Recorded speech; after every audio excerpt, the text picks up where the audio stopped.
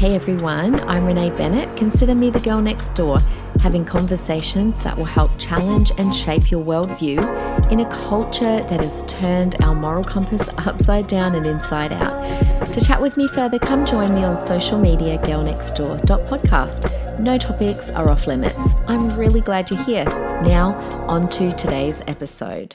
Hey everybody, welcome back to another episode telling COVID border stories. I'm really excited to introduce you guys to some people again that I have just met, new friends on Facebook who've got a wild story because they are just at the end of their quarantine. So they've got a lot to tell us, but I would love to introduce to you Gary and Pedro. Welcome guys. Thanks for joining me. Hi Renee. How are you, Renee? Hi everybody, I'm Gary. I'm Pedro. Hi everyone. I hope you enjoy our story. Yeah, I think they're going to. So let's just start with where you're from because you've both got an accent. Yeah, I'm originally from Toronto, Canada, and I've been in Australia for over 35 years. Wow, you've still got such a strong accent. Yeah, it's a hybrid accent now, but yes, it seems I don't hear it, but some people do. Oh yeah, I can. And Pedro, what about you? You've got the heavier accent. Hi everyone. I'm from Barcelona, Catalonia. You probably know guys as Spain, but I like to say Catalonia. So if you don't know it, some homework for you guys to find out what is Catalonia in the world. Yes, Pedro just gave me a good geography lesson, bit of a history lesson, which was amazing. So look it up, guys. All right, guys, I don't even know where to begin with your story. It's wild and crazy. So you sold your home in Victoria and bought a home here in Queensland, all on the 1st of September. So tell me about that. Right. I guess there's a story behind the story.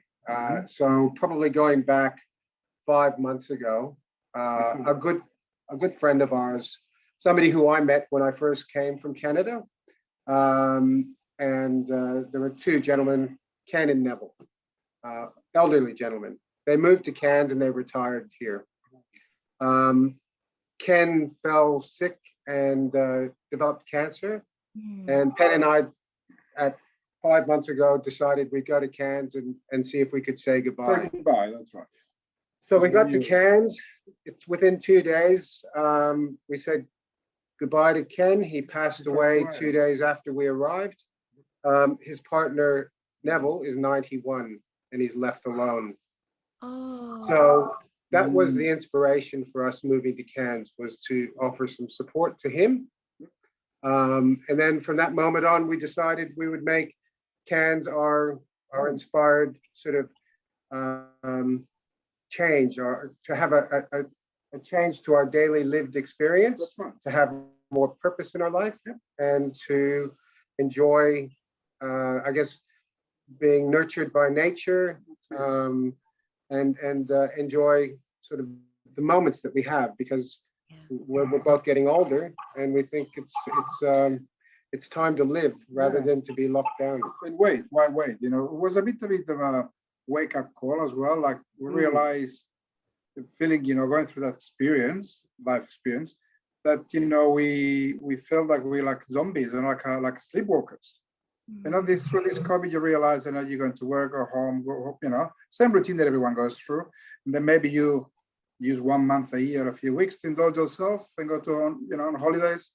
We thought maybe why we should wait, to do this in every day. So we decided to move to the holidays to support our friends and live in a holiday mode with quality of life, and just support someone that you love. You do many things in life and live, So all those things come together and unfold very naturally initially. Yeah.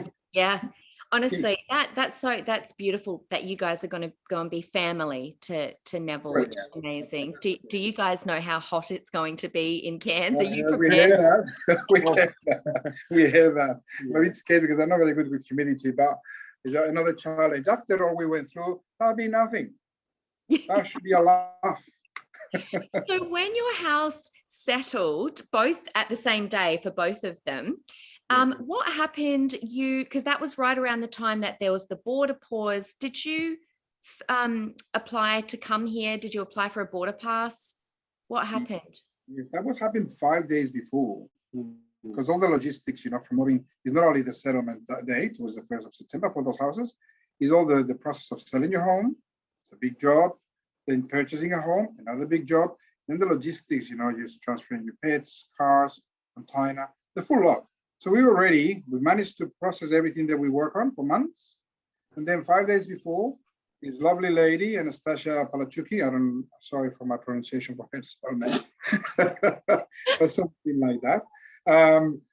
So she decided to put a post on people they were relocating, put a post in the quarantine 5 days before, without giving us any alternative, any path for us to keep pursuing what we started months before. Which that's what I found is the intrusion to our rights. You make a decision, it's okay, for whatever reasons you decide. I wasn't happy to do quarantine anyway, but you should give us an alternative. For the people that are already on the move and transitioning, we should have an alternative when you in the power to make a decision, it's a big decision that's going to affect so many people's lives.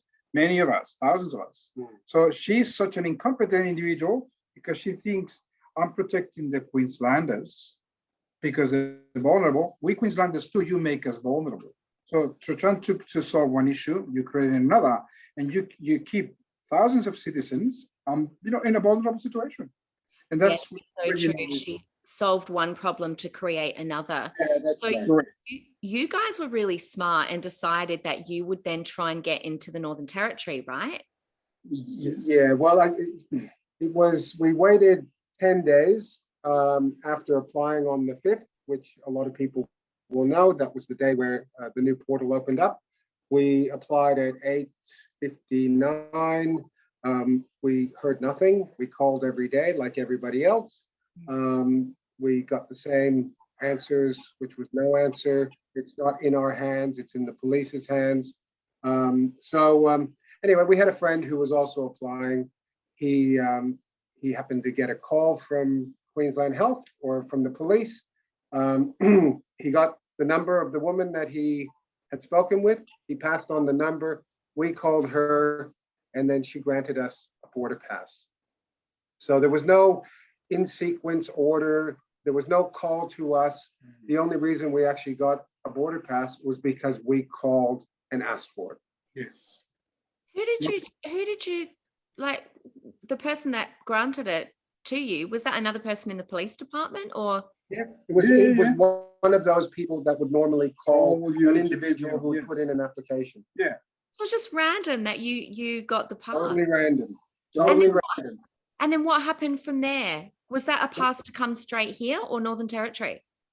No, it was a pass to come to Cairns, and that we had to coordinate flights and all of that. But at the same time, the area that we found refuge in, which was Torquay, was regional Victoria. So regional Victoria had come out of lockdown. And because it had come out of lockdown, Northern Territory's view of regional Victoria was different to Queensland. So we thought, okay, well, maybe we could escape having to pay $5,000 hotel quarantine and go to Northern Territory, have a holiday for 14 days, and then fly directly into Queensland. We're not trying to break any rules. We're just trying to follow the rules the best way we can to suit ourselves. I mean, this freedom of choice. Yeah. Yeah, absolutely. So we booked our tickets. We got a border pass to go to Northern Territory. We booked it on this 15th or 16th. Yep. And then we got to Northern Darwin on the 17th. And in the time that we booked the ticket and in the time that we got there, somebody had become COVID positive in Geelong. It had become a hotspot in terms of how Northern Territory viewed it, but not necessarily Victoria.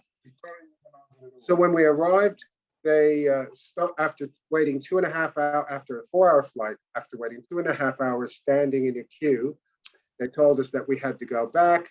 They just, Ped, you tell the story. Yeah, well, they told us that's right. That we could, we come from hotspot, and there was our responsibility to check the North Territory website to have an update constantly. Apparently, if you're going to do that, you need to do it 24/7. My concern was, well, you guys, I'm just a citizen of this country. I come from Victoria. I come from North Territory. But we Australians. So it's up to the states to communication flow for one to let the other that is going to be called hotspot, and then Victoria can communicate to us. So it's up to you guys. Don't blame it on us. What's going on? This disrespect, to the citizens. We're not responsible for how you bad performance as a politician or state or whatever. So we trying to fight it. We escalate it. Trying to have an answer and find a solution. So when we were waiting there, we contact what they said, one of the border protection people. After they put us some wristbands saying unapproved. Parade us around the airport like leopards or something, Like a wristband, like you were criminals. Yeah, that's correct. And the parade, you have someone at the front and someone at the back, escorting the group because we dangerous people. People are looking at us and sort of staying away. Terrible feeling. So anyway, they escalated. This lady came down, an arrogant individual, and I was asking her very direct questions because she was, well, we're gonna see if we can, do something, but I can't assure you. That arrogance, the body language, like if she was in the army, then we were like scam. That's the way pretty much they treat us. And just reading or telling us in a script that she memorized, because they don't listen as you as a human being. They don't listen to your story at all. They're just reading the script. It's like the wall to protect themselves, and that's it. And they don't let pass anything through it. No emotions, no empathy, no nothing. You're not a human being anymore. You are part of the script. It's like a robot. The humanity is gone so far altogether. So then a policeman that was part of the group, his job is he comes to us to ask us some questions, to do some reporting. After the conversation with him, his words was, you guys got a case here. We have a duty of care. So we're trying to escalate this, see if you can guys, stay in that, what's it called, Springs, Howard Springs. Yeah. For 4 days. If you can get a pass to get to Queensland, you can stay here and go directly there and do the quarantine. So these avoid for us to go back to Victoria and wait there. So we managed to get this lady, they organized a pass for us to go to Queensland to move it forward 2 days. So she did. So after we had the pass to be able to get on 2 days earlier into Queensland, we told the story to these borders officials and the police, and the lady was no. We asked them to stay 3 days in quarantine there, only 3 days. Yeah. Give us a passage, some empathy. We booked flights from Darwin to Queensland, to Cairns. Nothing. We got the border pass, and nothing. We went to Howard Springs for a night.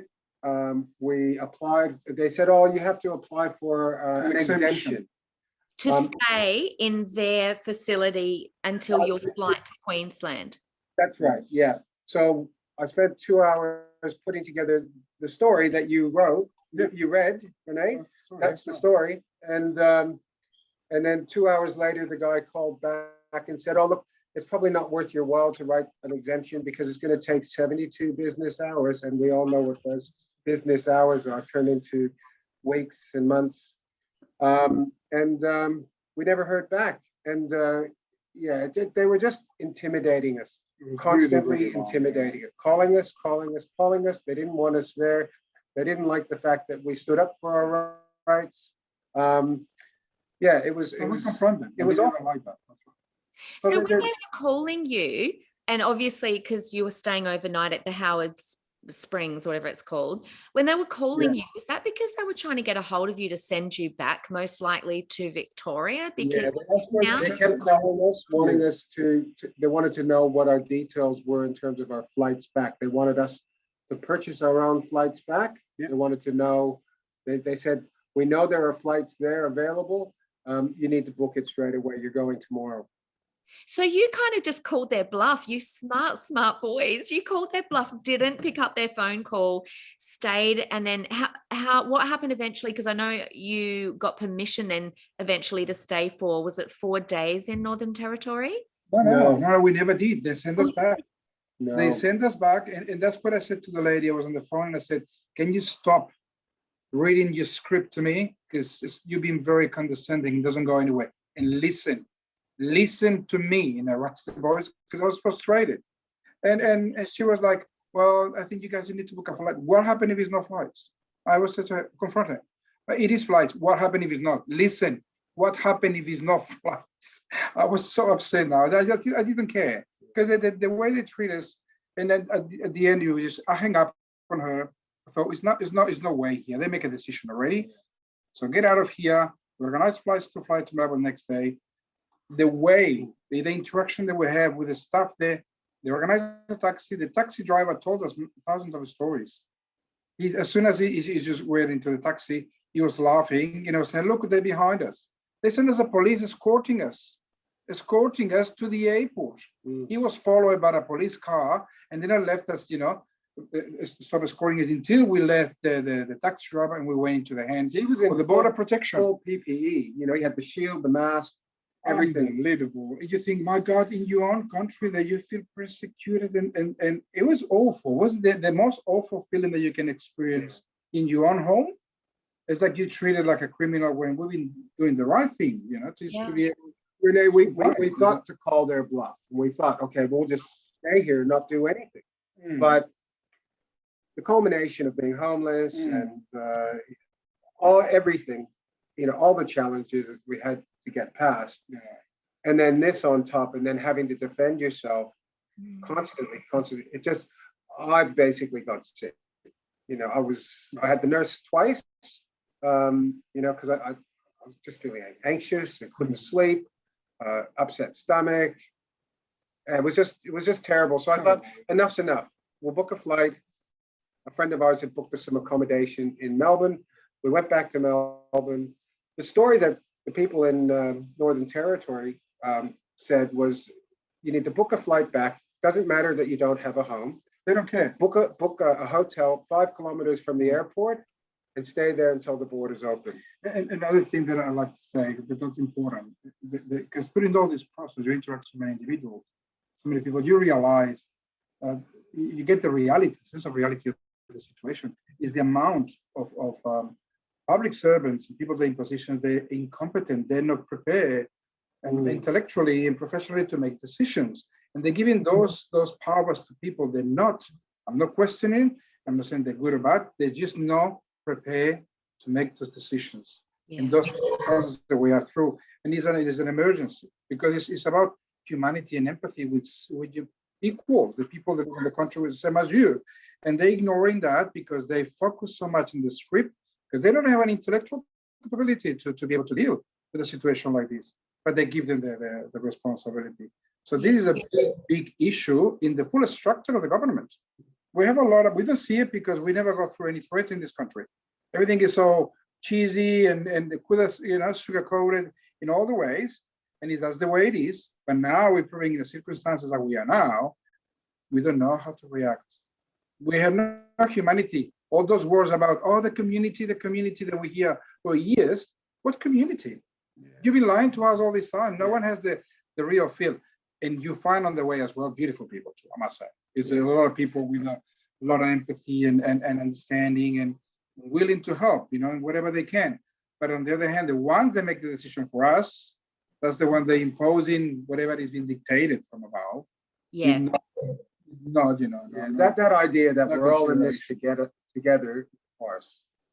I laugh when I see that because I know how my daughter's stuck. She's only 20, first time out of home, can't get back home. And she just is like bamboozled. I mean, for a young person to try and understand what's happening in their country. Correct. They can't. For a young person, I can hear your daughter thinking, that's the country they sold me when I was growing up.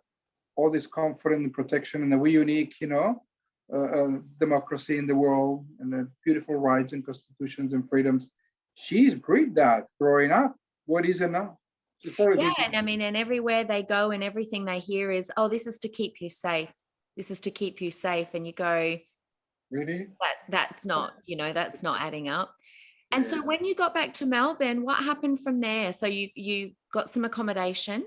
We had accommodation for 6 days. Yeah. In Paran. We had an earthquake. There was an earthquake. We had a pandemic. We've had an earthquake. We've had an internet outage. We've been locked out, locked in, locked away, gridlocked. What else? Yeah, we've had a lot of bad luck. But yeah, so we stayed in Melbourne for that period of time, awaiting, and then we organized with the person who organized the border pass for the 23rd to Cairns. So we kept that. She kept it open for us. So we hopped on a plane on the 23rd and flew to Cairns. We arrived at 10:30 at night, and that was the 23rd of September. We've been here now. This is where we are in Cairns, and we've been here for 13 days. 14, And we 14 today. 14 days. Okay, we are released tomorrow morning at 6 a.m., 7 a.m. So that's the last bit of experience, feeling like understanding the people there in jail, because it feels like that, or people there in nursing homes. Sorry for them too, because their schedule on the day is based on the food. They send you the breakfast, knock the door, they run, apparently, because when we go to open the door and say thank you, there's no one there. You can hear from far away, welcome. It's like so surrealistic. You think, wow. The food's terrible. It's like a movie. It's literally like a movie. It's And like a movie. the crazy thing is, you could have stayed in Northern Territory and flown straight to Cairns. You would have had more chance of catching COVID going back to Victoria, Yes. waiting for your border pass to the 23rd. It literally made the lack of common sense is messing with my head. There's no rationality in it at all. Yeah, but it's precisely, Renee, what you said, because we make that comment too. We thought that you're sending us to in a hotspot area. Yeah. You're sending us to the fire. That's it. We're doing all the right things. I'm working from home, from a home that I don't have. So you can't work from home. So it's hard. Like they're putting hoops in front of us, saying jump through it, and then they're moving the hoops away. That's not fair. No. Not at all. And the thing is also the loops and the gaps, because in Queensland they're doing home quarantine. If you contract COVID in Queensland, or you're exposed in a tier 1 or whatever, they send you home to the home quarantine. So I have the tools. They have the tools literally, because they've been doing it for months. So we can't comprehend why we have a home. Why can't do the quarantine at home? You're already putting it in place. It's already happening. So what are you using the excuse within the app, or we're just looking at the trials in South Australia or Victoria? You're doing it now. Your language, you think we're stupid? And they're trying to say they don't trust us. I'm working from home. We're both fully vaccinated. We're playing by all the rules. What more do we have to do to prove that we're trustworthy? And this is what's so concerning. It's like they keep adding in another rule and we obey it, and another rule and we obey it. And then we still don't get our freedoms. And that's what's so concerning. It's like, well, what else are they going to demand of us? And rules are no laws. So they have no legality behind to impose those. Yeah. They're just rules on this emergency health pandemic situation, but they're no laws. They're not approved by the majority of the parliamentarians. So you can't. That's a dictatorship, really. Imposing those rules, it is a dictatorship, because it hasn't been questioned, referred to the people that represent us to make a decision. So it's illegal, and it's obvious. It's like, I don't know. And this selfish behavior is bad leadership. It actually puts out a bad message to citizens that you can behave like this and it's okay. It's okay to be cruel. It's okay to not show compassion. It's okay not to be kind. It's not okay. Yeah. Yeah. A lot of people there that saw comments at different websites, but in the quarantine one, the homeless, outside of Queensland, the comments from citizens from Queenslanders saying, why you left, that's your responsibility. If you went to another state, that's your fault. So instead of showing compassion and empathy for the colleagues, neighbors, whoever, the other citizens from the same state, regardless of the state, doesn't matter. You can't, trying to be on the side of the government. These people, they got their home, they got their freedom in their own country. If you cut their freedom because you're trying to protect others, give them an alternative. But the actual people is confronting us. They're creating confrontation in between us. Yeah, it is. And division. And last time I looked at my Australian passport, it said that I had the right to travel freely in and out of my country, but also the Human Rights Act talks about Yeah. traveling within our country, you know. Sure. And but welcome to Queensland, guys. Thank It's you. a beautiful place to live. I know, and we're very happy. We haven't lost that's one of the things that we're taking from all this, is regardless all the situations that we put through, all the challenges, we win. Yeah. Because we're here and we at the end, we put in that we choose. We're going to be in Queensland. And I'm sure it's beautiful people here. It's There a are. beautiful state. But regardless of that, we need to put out there, like you said, the human rights. We are reading the other day, I don't remember her name, Yvette, one of the second or third on board of Anastasia's governor.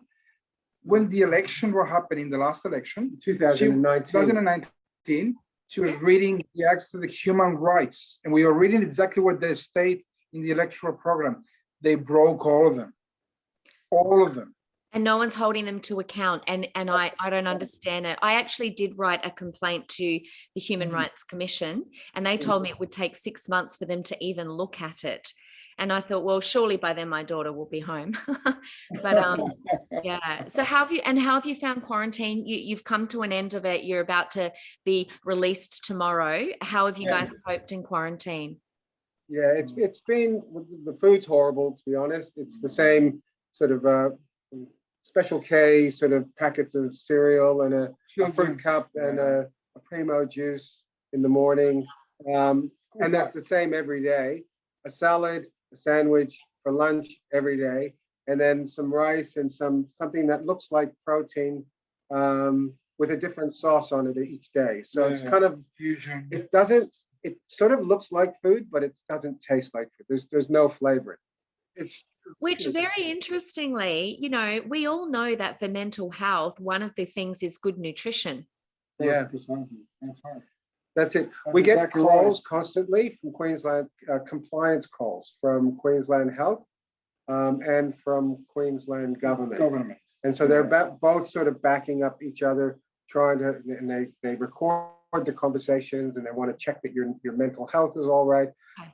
They listen to your stories, but they can't do anything. So you really get frustrated having to even speak to them, to be honest. It's like, leave us alone. You've locked us away. We'll be here. We'll do what we have to do. And then you'll see the end of us. That's it. We feel like we're in prison. We've done the right thing. We're actually paying for this. It's costing $5,000 to be here. So I just don't see the sense in it. You know, we're responsible citizens. We pay our taxes. We've done everything right in this, and we're having to suffer just to be able to move and do what they're robbing us. They're making money with us because they're costing like $65 a day per person for the food that you're getting. You only make your own maths. Everyone's probably got a little budget at home. You know how you eat and how much you spend. So it's no rocket science. But you see that you're being ripped off. Because to me, a little sachet of cereal in the morning with a juice and a little bottle of milk, that's for a kid's school pack or something. I don't need that. I have, I'm a grown man. I need some food, So you're giving me that. I cost that most for both, about $10. Yeah? Yeah. Pay for that. Then the lunch will be about $10 again. And then the dinner will cost you maybe $20. So you're paying double. Because we count that if we order the food separately every day, we'll be eating like kings. So what they're making profit with us? The rooms here, they cost you $140. $140 if you book that room, the one that we are now. But they're charging us $165. And with the less the service. So instead of reversing and accommodate us and pay for it, part of it, they're making a business with people. That's so wrong. Yeah. Is your full, do you think? Do you think all the rooms are full? It is. They say it is now. Yeah. They say there's about 300 people in here. The people at the hotel, the reception and the police, they're lovely. Yeah. They're really nice people. I can only say that they've been so amazing. Thank God that we saw some humanity in the people that are looking after us. They've been amazing. In the rule book of COVID, there's no room for kindness and compassion in the rule book. But when you do speak to people and get through the rule book, you get to the human being. So I kind of feel like The world's gone crazy. I think we're actually being run by an algorithm gone wrong. I think there is no kindness. They just seem to be looking at their ability modeling and all of this other stuff, which is all computer based. It's like, come on, man, we're human. We are people. Treat us like, see us as people, hear us as And people. that's where they see the power that we have as people, because the people they're helping us here, like,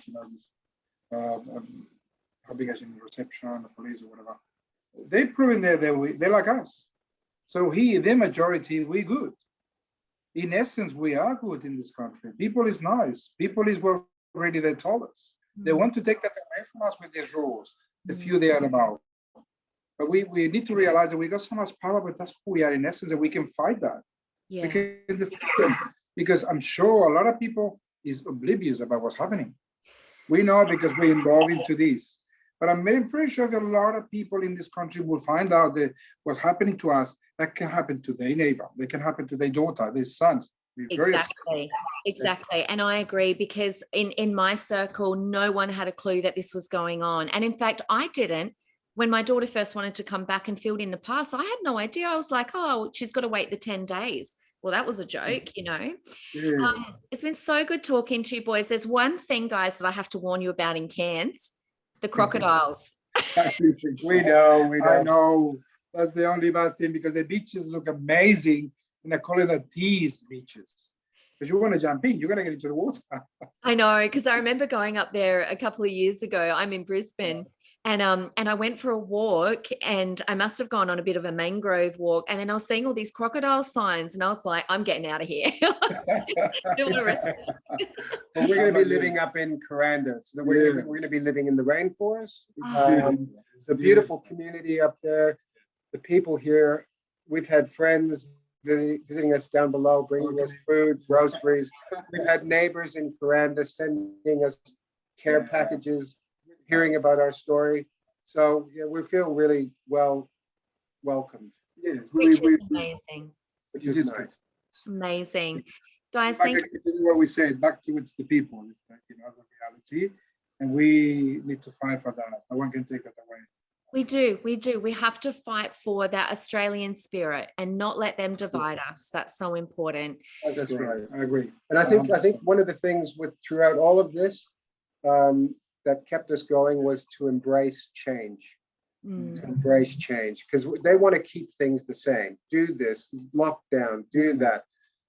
You can push yourself and embrace that change and move forward. And the more change because it's reality is change. It changes all the time. That's right. So if you just see it as being that, then that's what your daily lived experience is. And then you can breathe again. Yeah. Guys, we need to change. It's been an absolute pleasure talking to you both, Gary and Pedro. So thank you for joining me.